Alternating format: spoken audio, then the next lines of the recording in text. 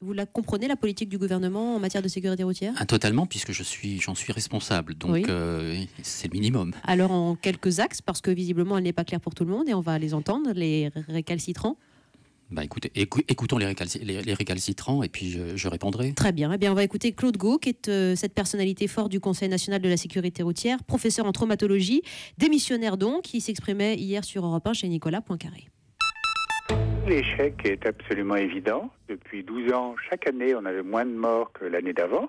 On a divisé par 2 la mortalité avec les réformes de 2002. Et puis là, depuis quelques années, il ne se passe plus rien.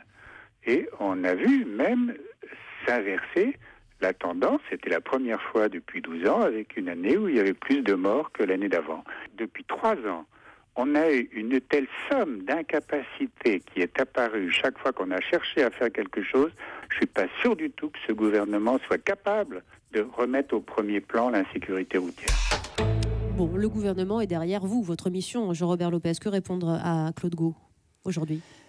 Eh bien, je note d'abord que Claude Gau parle de 3 ans, donc 3 ans, ça veut dire 2012, 2013, 2014, si je compte bien, puisque c'est les années où donc 2012 et 2013 ont été les 2 meilleures années en termes de baisse de l'accidentalité. Donc, première interrogation par rapport à cette affirmation, c'est une notoriété publique que 2013 a été la meilleure année depuis 1948, depuis l'année où on a commencé à publier des statistiques.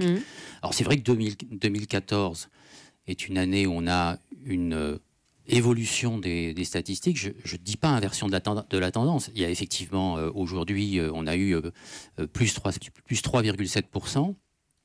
Néanmoins, et c'est parce qu'effectivement on a eu cette évolution de la tendance que le gouvernement a décidé de réagir et a mis en place ces 26 mesures dont peut-être nous allons débattre avec vos auditeurs. Oui, mais ce que dit Claude Gau, il se réfère très clairement au plan choc de Jacques Chirac 2002. C'était la sécurité routière, la priorité du président de l'époque. Il avait déployé ses radars automatiques et très clairement, en 10 ans, l'accidentologie avait été divisée par 2, en disant ça avait été très très clair comme effet.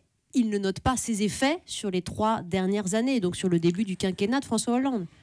On continue de déployer les radars. On continue à moderniser notre parc et les radars continuent à produire leurs effets.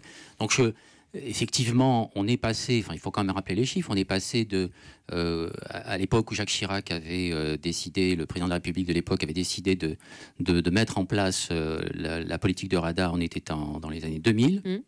On est aujourd'hui 15 ans plus tard. Cette politique de radar a produit ses effets puisqu'elle a sauvé plus de 30 000 vies en prévenant un certain nombre d'accidents. Oui, c'est précisément ce qu'il dit. Absolument. Il regrette qu'on n'ait pas suivi la même tendance. Et on continue à déployer cette politique. Le plan du ministre, si on veut bien prendre la peine de le regarder, il prévoit notamment la mise en place de nouvelles séries de radars sans augmenter le parc. Je rappelle que l'idée qui est la nôtre aujourd'hui, c'est de faire en sorte que ces radars puissent jouer plusieurs rôles, notamment au niveau des feux rouges et au niveau de la vitesse.